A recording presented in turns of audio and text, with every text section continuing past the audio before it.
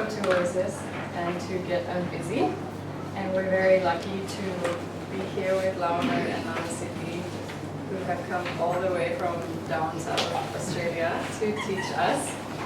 And for the people who are new, I thought you should know a little bit about these two. So Lama Marut was a professor in many different universities in the US of comparative religion, and he also has a background in the different traditions of Hinduism and Buddhism and the yoga traditions, and he's fluent in Sanskrit. So the translations that we're looking at today are like kind of original translations. And then when he opens his mouth, you will see many other amazing things about him that I can't really say. No pressure.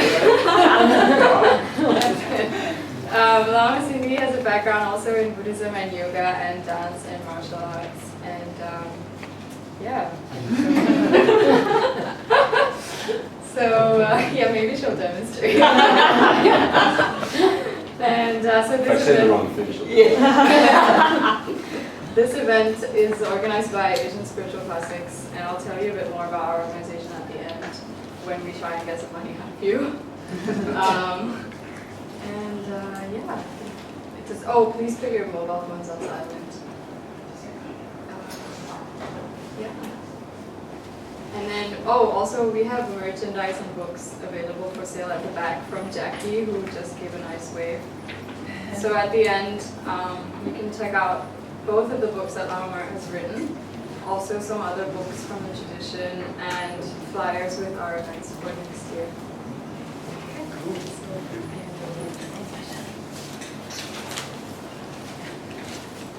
So we're very happy to be back in Singapore and back at Yoga Oasis, Oasis Holistic. As some of you know, we were intending to do this course, 4-class course last May, and had problems with my passport and couldn't get into Singapore. So we had to cancel, and we're sorry for that. But there seems to be an interest in the topic, so we decided to give it a reprise. And so we'll start tonight with an exercise in getting unbusy, also known as meditation.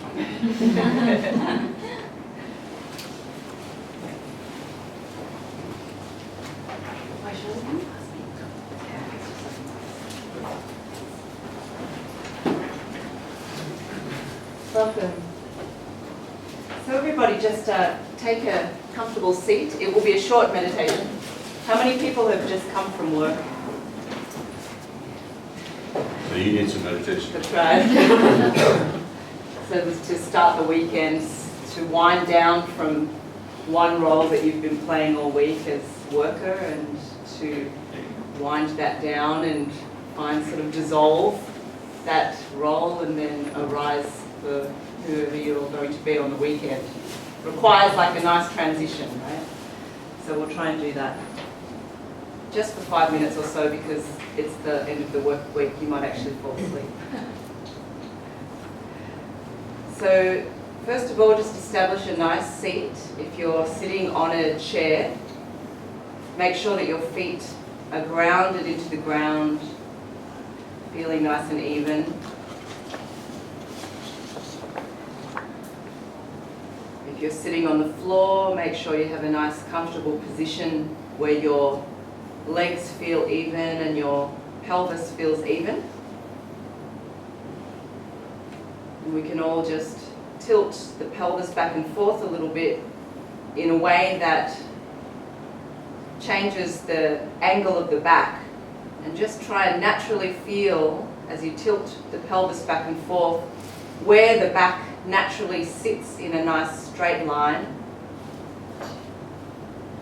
This is your central energy, and so it's nice to have a clear passage there for the energy to run up and down. You can feel like there's a golden thread running through the center of the spine, pulling you up nice and straight and igniting that energy inside of you. And because you have that aliveness centrally located in the body, the rest of the body can relax around it.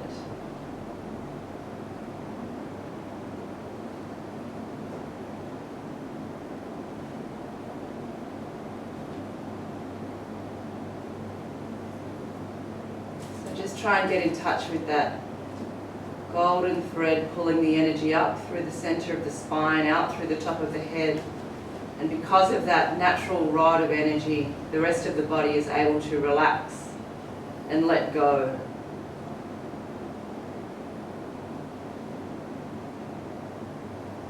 As you relax and let go, you might naturally feel the need to let out a few deep breaths and let go of the day.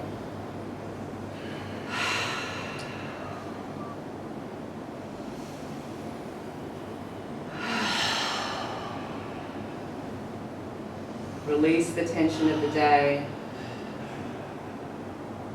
Let go of all that has passed. And release any tension about the future. Let go of any anxiety you have about what's to come. Allow yourself to move into the center as well, in a sense of being more present here and now.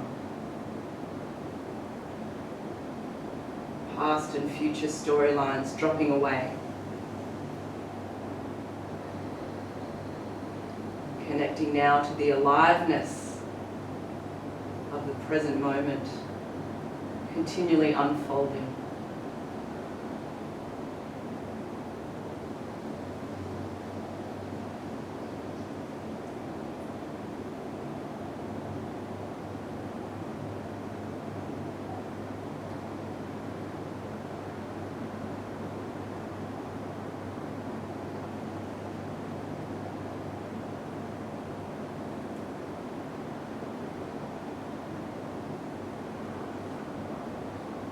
Bring your awareness into sort of the inside of the head where we hold so much tension.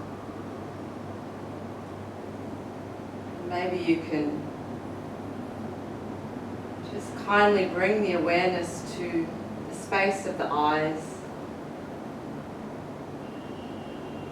And just notice any sensations that you're feeling inside the body, around the eyeballs and the eye sockets.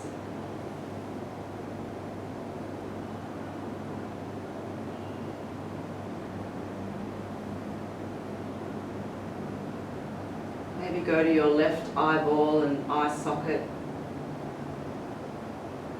And notice the aliveness of the sensations.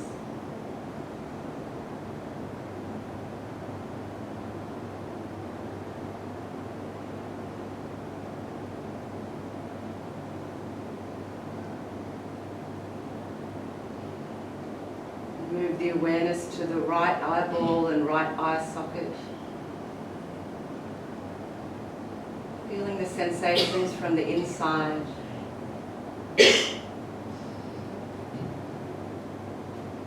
Being aware of what's unfolding, moment to moment.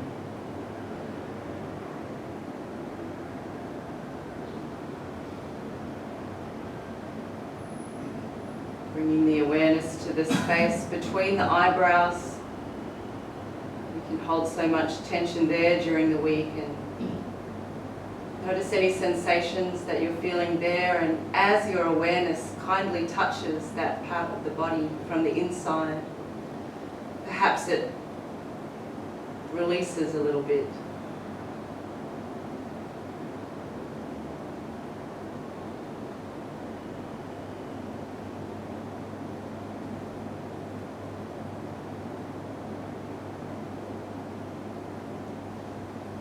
Moving the awareness down to the mouth.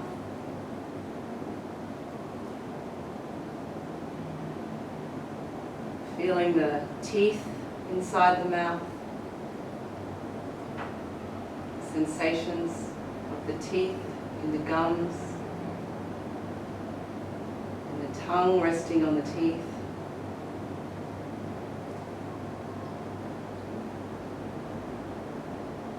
All the way down to the root of the tongue.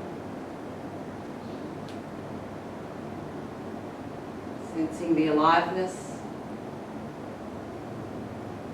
the unfolding of the sensations of the inside of the mouth.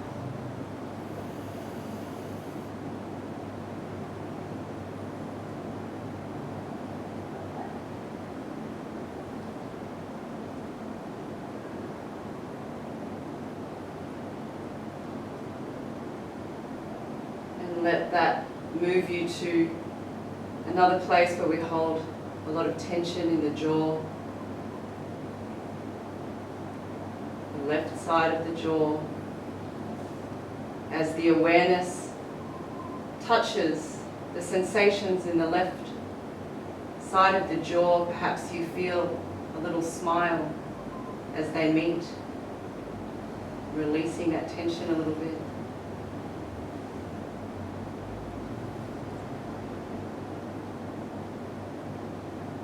And as the awareness moves to the right side of the jaw, as it meets with the sensations unfolding there, perhaps a little smile as they meet.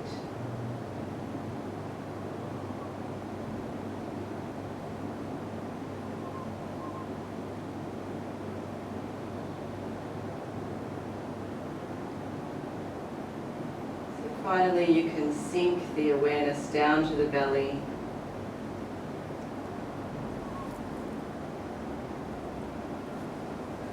And feel the natural sensations of the breath moving the belly in and out.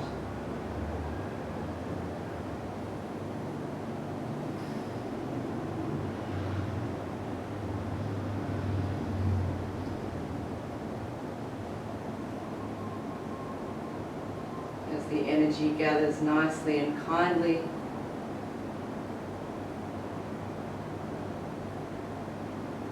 Just for a moment or two, enjoy the sensations of the breath moving the belly in and out.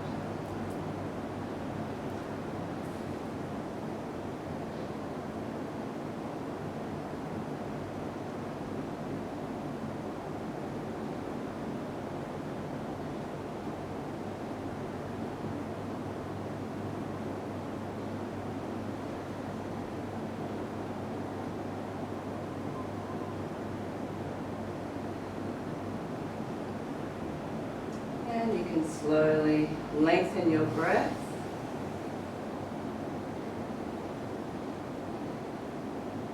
And move your fingers and toes.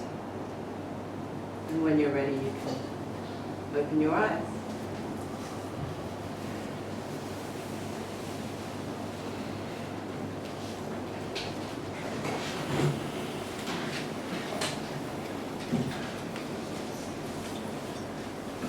So I think the plan will be to, for us to talk for an hour and a half, and then try to leave time at the end for questions and discussion. So we ask you to please hold your questions until then so that we can address them all at the same time. This is the first of 4 classes on the topic of getting unbusy. Anyone here busy? Singapore is always busy. Yeah, I'll be talking about that a little bit. We're not time management consultants. So there will be some discussion about time management, but that's not the primary emphasis. We're not productivity, gurus. But we will talk a little bit about how to be more productive. Get unbusy doesn't mean get inactive. There's a difference. There's a difference between being busy and being active. It is totally possible. And indeed, for most of us, necessary to be active, to take care of our responsibilities.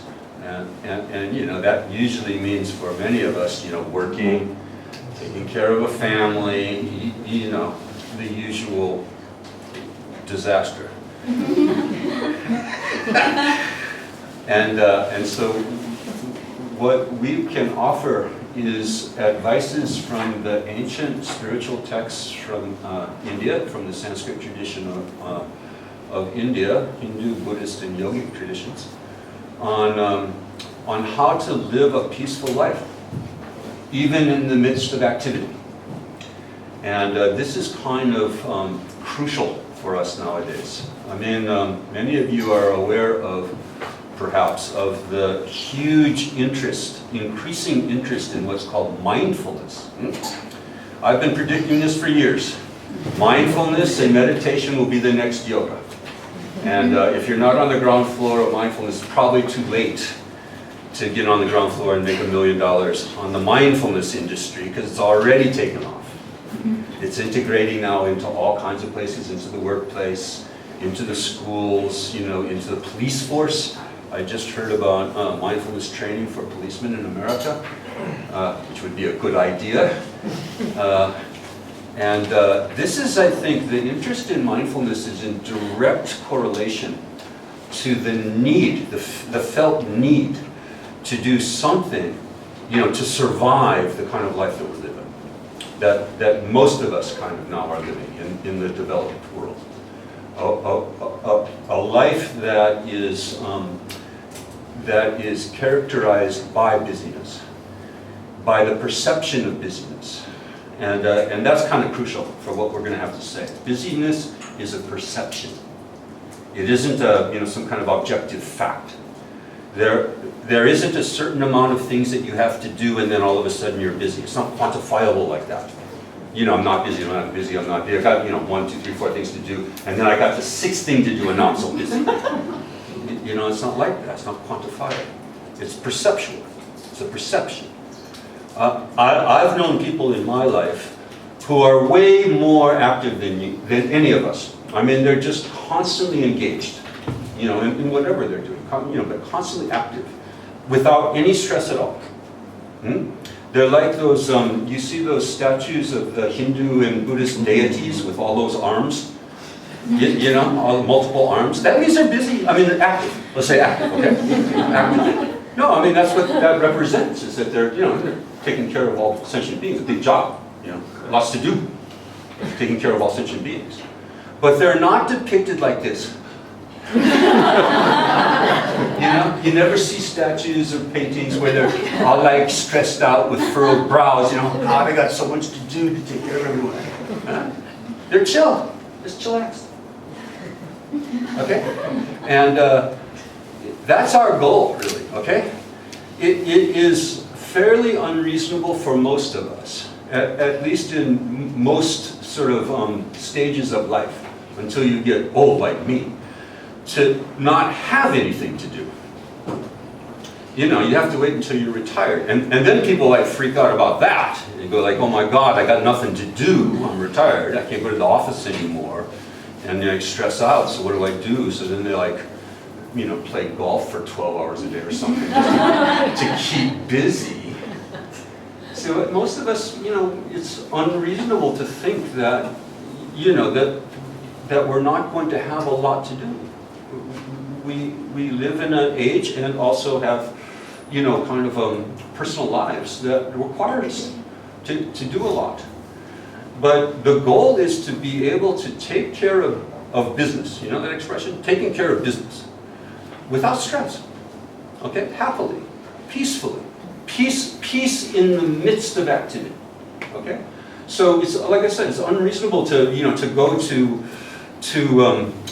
these ancient texts and say, well, I'll just do like those old yogis or world renouncers or sadhus did and just, move into a cave and not have anything to do anymore. That's not the trajectory for most of us, if any of us, I guess, anymore, okay? Can't just retreat from the world all the time. It is important, and we'll talk about it tomorrow in one of the sessions, to learn how to build in a little bit of retreat into your life, okay? And that's totally possible. It's totally possible to take time off. Remember that? Remember that concept? I mean, no, I'm serious. We're losing it. We're losing the idea that we could just like take a day a week, for example, or a weekend a month, or a couple of weeks every year and just do nothing. And people hear that and go, oh my God, you do nothing? Well, that sounds boring, right? I mean, we've equated that. We've equated doing nothing, which is also known as peace. with boredom. That's new. That's a new idea. That doing nothing is boring is a new idea. Okay. So it's important to and we'll talk about it as not this session but next session, to try to figure out ways to factor in time in your daily life. I mean, beginning on a daily basis actually. We're not doing anything. Where everything's turned off, where you're not working, where you're not like searching the internet, where you're not like, taking text messages and producing, to just relax. We've forgotten how to relax actually. And again, we've mistaken entertainment for relaxation. And most forms of entertainment in the modern world are not relaxing, actually. Most forms are not relaxing. You go to the movies and you watch people blowing each other up and cars going on fire and car chases and like that as relaxation. Jangle, the whole time for 2 hours, hour and a half for 2 hours, watching frenetic activity on the screen. It's very hard to find a slow movie anymore. Have you noticed that? We're kind of big movie buffs, and it's very interesting to watch movies that were made, really good movies that were made 30, 40 years ago. Completely different tempo. Very, seemingly for us, very slow, very dialogue heavy, and all like that. Nowadays, it's all about action, isn't it? All about action. So even our entertainment is not restful, actually. It's not relaxing. So very important to have some relaxation. But my point tonight is to just emphasize that we're not going to teach you how to be couch potatoes. No, it's unreasonable.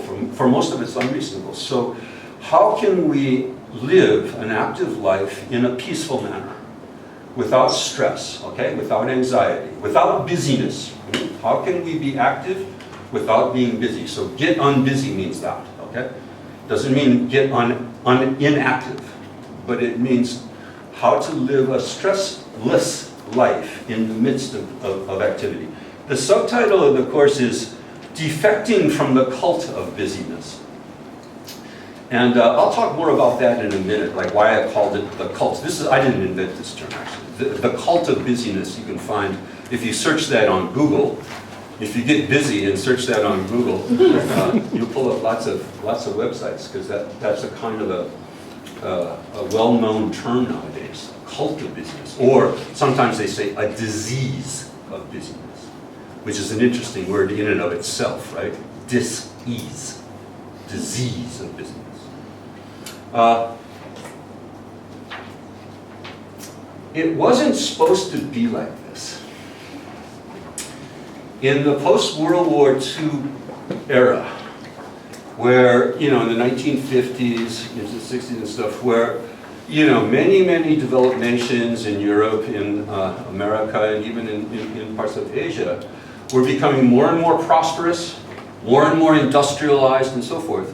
There was a fear that people would have too much leisure time, because the machines would be doing all the work. Maybe, you've seen read things, science fiction from the old days and stuff like that, where, the prediction was that, due to mechanization and all like that,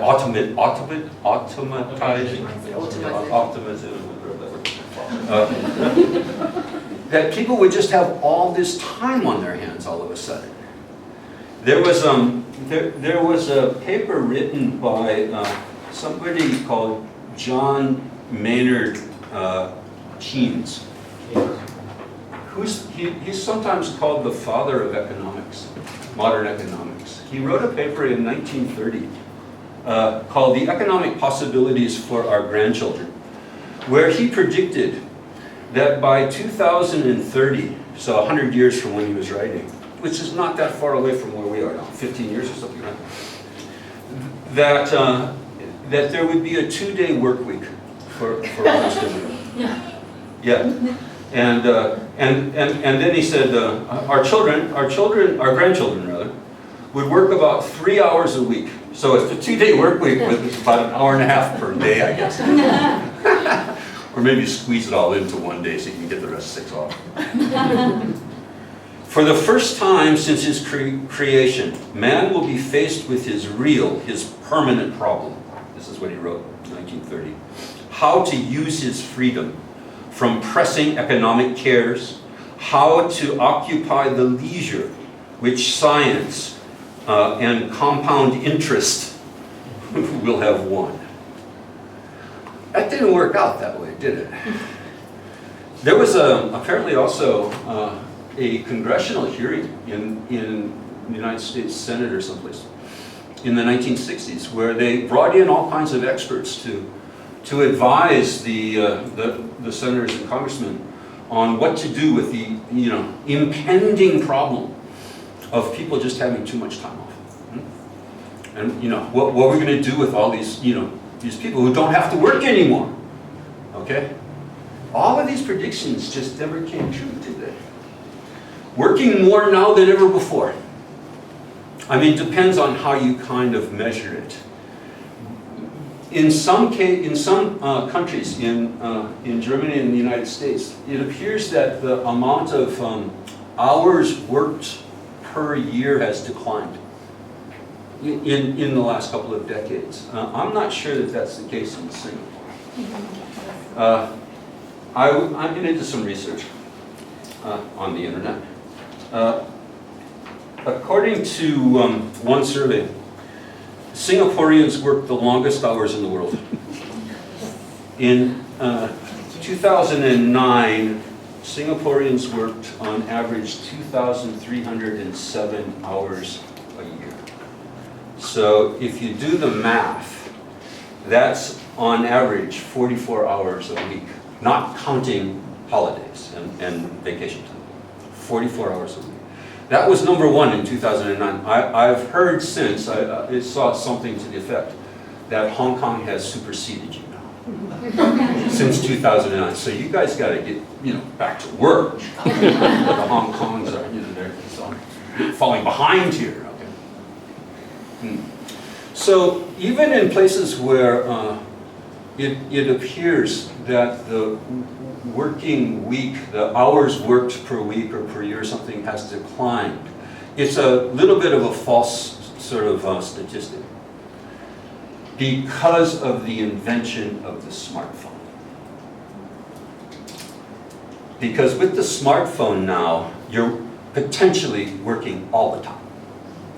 Okay? So it's not a matter of like how many hours you sit in an office. If you have a smartphone and they can get to you, you are potentially working all the time. Evenings, weekends, holidays, and so forth. And that's one way to start to think about, to account for why we feel so busy, is because we're working all the time. Kind of literally. Unless you're turning your phone off. And I've heard like a lot of employers won't have it, right? They have to have you available to people, like they ask you, are you going to be available all the time before they even hire you, right? Is that true? Yeah, I think in some cases it's true. So the whole idea of an 8-hour work day has gone out the window with the invention of the smartphone, hasn't it? And secondly, we voluntarily agreed to it. Where are the labor unions when you really need them? Why aren't there like strikes and pickets? Like, you can't call me, like you can't text me, you can't email me after working hours. Why isn't that a right actually for workers? You see? And part of the reason it's not a right is because we've bought into it. We've bought into it, and there's I think two reasons for it. So I mean the bottom line is that we're working more. We're working longer hours, and we're losing leisure. Okay, we're actually losing leisure rather than gaining it, as was predicted, 50, 60 years ago. Losing leisure time. So part of the reason, I think there's I'm not a social scientist. Okay, I'm just kind of like observer. There's a couple of reasons, kind of obvious reasons for why that would be. Why it would be that we're working harder, longer, and losing leisure. Number one, consumerism. you know, we feel like we need more money all the time because there's so much more to buy, isn't it? Yeah. I mean, the availability of what were once, luxury consumer goods is now, for everyone, pretty much everyone. I just saw in the airport as we were pulling into the airplane, there's some airlines that's advertising it like this. Now air flight is available to everyone. What airline is that? AirAsia. Huh? AirAsia. AirAsia. Everyone can fly. Yeah, Yeah. everyone can fly, something like that. Yeah. Yeah. So, I remember a time, it wasn't that long ago, kids, I'm still kicking here, so it wasn't that long ago, where, getting on an airplane was a big deal. You would dress up for it and stuff like that. No, I'm serious. It was so rare and so expensive, and you get on the airplane, and it was like going into a 5-star hotel, actually. The stewardesses would wait on you, and it would be, everything was free. Remember that, when everything was free? Like all the drinks and everything, you didn't have to pay. It was a big deal. It was a rare occasion to be able to go, for most people, for most ordinary people, to get on an airplane. Hey, no, it's like a bus or something nowadays for a lot of people, right? Just, hop on and stuff like that. That's just one example of many, many, many, okay? The availability of what was formerly only available to the very, very wealthy, to the very elite, the availability to pretty much everyone, middle class people, it is now everywhere. We can all buy what only rich people used to buy. But in order to buy it, we have to pay for it. So in order to pay for it, we have to work or buy it on credit. Which is another reason why people are working so hard. Because they have to pay their bills because they bought stuff they couldn't afford on credit. And now have to pay the bills off. I mean, that's one explanation, okay? One possible explanation. And I think it's, overdetermined. There's many, many factors that go into why we're working harder, more hours and so forth, why we're losing leisure. But that's one, I think, one factor. Is that we kind of all got greedy, actually. We all thought that we should all have everything, But in order to, for most of us who didn't get a trust fund to have everything that we want, we have to work for it. And we have to work more and more and more for it. Here's another reason, and this one's more, to the point of what we have to say in these classes. So now back to this phrase, the cult of busyness, or the disease of busyness. Busyness has become a status symbol. Okay? So it's not only that we are working hard and keeping busy in order to pay the bills, in order to buy all kinds of stuff that, probably don't really need, but it's also a way to prove to ourselves and to other people how important we are. Maybe you've had a conversation like this on the telephone. You call up a friend to find out, catch up with them, how they're doing. If you still use the phone for that purpose, to actually talk to somebody. And you say, well, how are you? How's it going? And 15 minutes go by as they tell you how busy they are. Right? Oh, I've got to do this, and then next week I'm going to this place, and I'm doing this and that, and this and that. What's the message behind that? 15 minutes of telling you how busy they are. What's the message there? See how important I am. Isn't it? Maybe you've been on that other side of the line in order to prove to yourself and others how important you are. Busyness it doesn't matter what you're doing. Busyness itself is a sign of importance. Has become a sign of importance. Somebody sort of coined this nice phrase. Exhaustion is a status symbol. Brene Brown. Is it? Brene Brown. Exhaustion as a status symbol. If you're really, really busy, you're just exhausted. I'm so busy, I'm exhausted. See how important I am. So that's our target. that idea is our target in these classes. That is, I think the Marxists used to call this false consciousness. False consciousness. The idea that busyness in and of itself makes you important. You know, first of all, what the hell are you so busy doing? You know, anybody ask you that question? You know, when they're, you know, like, what are you doing that's keeping you so busy, and why are you doing the things that you're doing to keep so busy, you see? One of my teachers, one of my spiritual teachers once said that it is exactly the people who are, you know, intelligent, you know, trained, educated, it is exactly these kinds of people who keep so busy. Because they're the kind of people, being intelligent, being educated, who, if they stopped being busy long enough, could realize that they're keeping busy doing mostly meaningless things. Mostly meaningless things. So busyness keeps us from thinking about what we're doing. See? Just keep busy all the time, you don't have to think, well, what am I doing that's so, you know, important that I have to keep busy all the time? See? Or am I doing anything important? You see? So busyness has become this kind of status symbol, a cult. Okay, so I want to come back to that word cult, because that, you know, that's a kind of a religious word, isn't it? You know, word that kind of refers to a religious dimension. So is there a religious dimension or a pseudo-religious dimension to busyness? And you could argue, yes, there is. If we keep busy, maybe we'll be redeemed. Maybe we'll be saved. Saved through busyness. Yeah, salvation through busyness, you see? The cult of busyness. So the class 1 here tonight is defecting from the cult of busyness. Which means, first of all, that we have to recognize that there's a problem.